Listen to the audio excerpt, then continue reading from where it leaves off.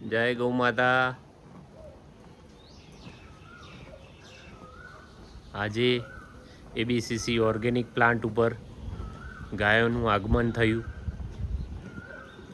કુદરતી રીતે રસ્તા ઉપરથી જતી હતી એ આવી ઘાસ ખાધું અને મારા બચેલા ઘઉં પણ એમને સાફ કરેલા હતા એ આપ્યા।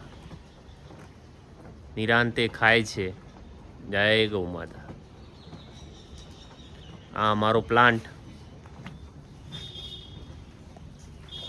સ્ટોક અવેલેબલ અમારા જોડે ખેડૂત મિત્રો। ABCC organic vermi compost stock available.